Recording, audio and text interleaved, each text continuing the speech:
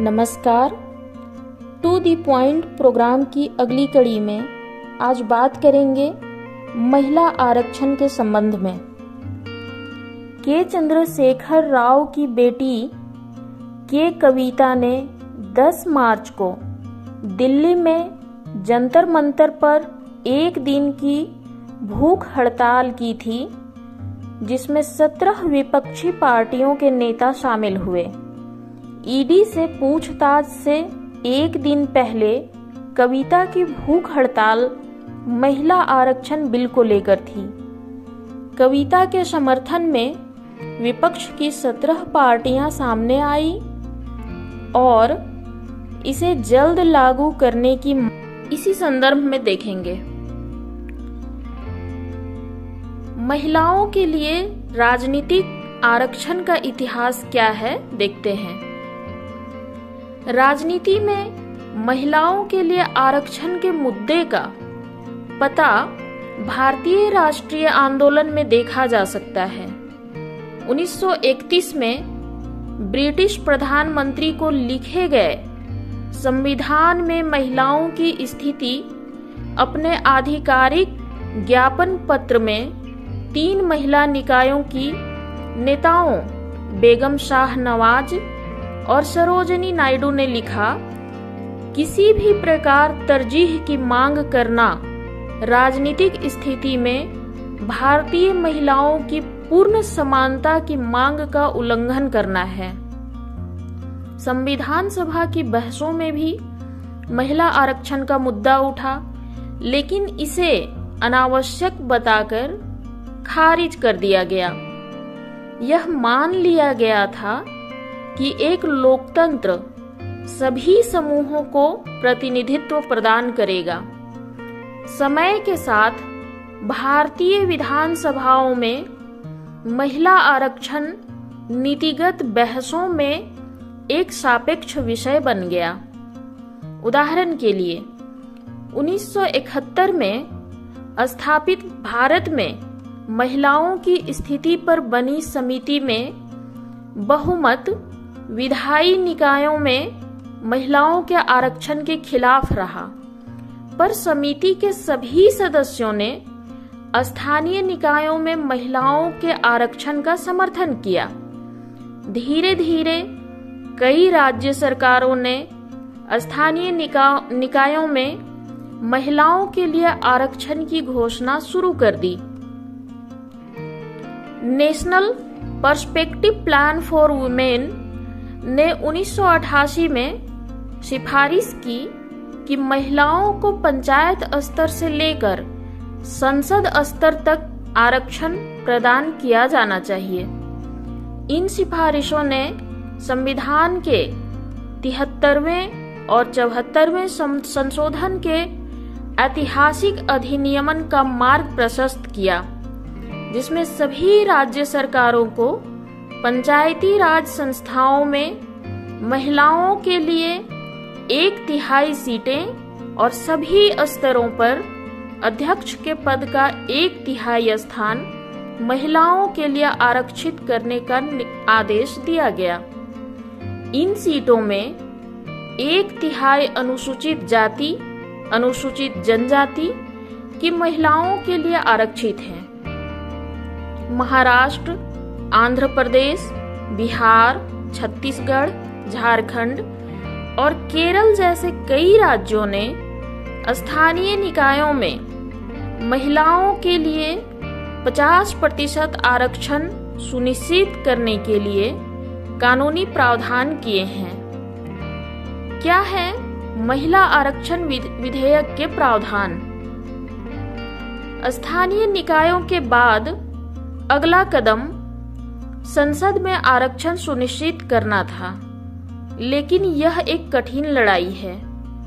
महिला आरक्षण विधेयक में महिलाओं के लिए लोकसभा और राज्य विधानसभाओं में 33% सीटें आरक्षित करने का प्रस्ताव है। इसे पहली बार सितंबर 1996 में देवगौड़ा के नेतृत्व वाली संयुक्त मोर्चा सरकार द्वारा 81वें संशोधन विधेयक के रूप में लोकसभा में पेश किया गया था। विधेयक को एक संयुक्त संसदीय समिति के पास भेजा गया था, लेकिन यह लोकसभा के विघटन के साथ समाप्त हो गया।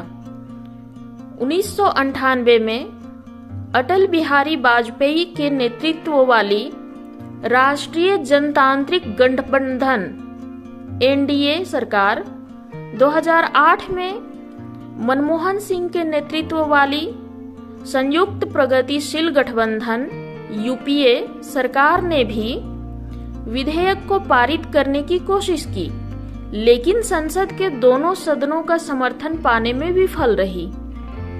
2014 में भाजपा ने अपने घोषणा पत्र में महिलाओं के लिए 1/3 आरक्षण का वादा किया और अपने 2019 के एजेंडे में इस वादे को दोहराया, लेकिन इस संबंध में सरकार की ओर से कोई पहल नहीं हुई है। विधेयक के लिए तर्क क्या हैं, देखते हैं। पहला, विधेयक के समर्थकों का कहना है कि महिलाओं की स्थिति में सुधार के लिए सकारात्मक कार्रवाई अनिवार्य है, क्योंकि राजनीतिक दल स्वाभाविक रूप से पितृसत्तात्मक है। दूसरा, राष्ट्रीय आंदोलन के नेताओं की उम्मीदों के बावजूद संसद में अभी भी महिलाओं का प्रतिनिधित्व कम है। आरक्षण यह सुनिश्चित करेगा कि महिलाएं संसद में उन मुद्दों के लिए लड़ने के लिए एक मजबूत लॉबी बनाएं जिन्हें अक्सर नजरअंदाज कर दिया जाता है। तीसरा, अब इस बात के सबूत हैं कि पंचायत नेताओं के रूप में महिलाओं ने सामाजिक मिथकों को तोड़ा है, पुरुषों की तुलना में अधिक सुलभ रही हैं, शराब के बुराई को नियंत्रित किया है, पीने के पानी जैसे सार्वजनिक वस्तुओं सेवाओं में पर्याप्त निवेश किया है, अन्य महिलाओं को खुद को बेहतर ढंग से अभिव्यक्त करने में मदद की है, भ्रष्टाचार कम किया है, पोषण उपायों को प्राथमिकता दी है और जमीनी स्तर पर विकास के एजेंडे को लागू किया है। चौथा, आज भारत में महिलाओं के खिलाफ अपराधों का उच्च प्रतिशत, श्रम में महिलाओं की कम भागीदारी, पोषण का निम्न स्तर और विषम लिंग अनुपात है। यह तर्क दिया जाता है कि इन सभी चुनौतियों का समाधान करने के लिए हमें निर्णय लेने में अधिक महिलाओं की आवश्यकता है। पांचवा, बृंदा करात जैसे समर्थकों का तर्क है कि चर्चा केवल एक विधेयक के बारे में नहीं है, बल्कि भारत की राजनीति में शक्तिशाली उलझे हुए हितों को बदलने के बारे में है। छठा, आधी आबादी को राजनीति से कब दूर रखा जा सकता है, जबकि समाज का विकास पुरुष स्त्री दोनों से जुड़ा है। बिल के खिलाफ क्या तर्क दिए गए हैं, ये देखते हैं। पहला, महिलाओं के लिए आरक्षण के कई विरोधियों का तर्क यह है कि यह विचार संविधान में निहित समानता के सिद्धांत के विपरीत है। उनका कहना है कि आरक्षण होने पर महिलाएं योग्यता के आधार पर प्रतिस्पर्धा नहीं करेंगी, जिससे समाज में उनकी स्थिति गिर सकती है। दूसरा, महिलाएं एक जाति समूह के विपरीत हैं, जिस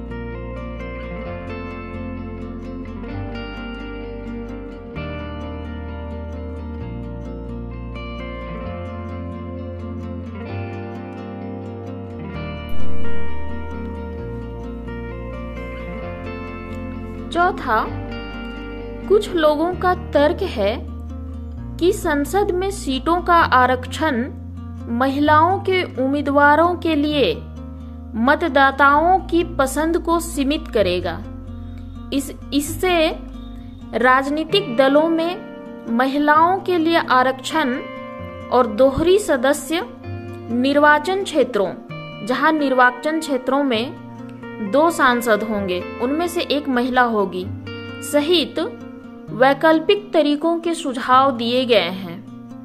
5वां, लेकिन कुछ दलों ने बताया है कि ये भी काम नहीं कर सकते हैं क्योंकि पार्टियां अजेय सीटों पर महिला उम्मीदवारों को मैदान में उतार सकती हैं या महिलाएं चुनाव लड़ सकती हैं लेकिन वोट नहीं पाती हैं, या उन्हें एक माध्यमिक भूमिका में वापस लाया जा सकता है।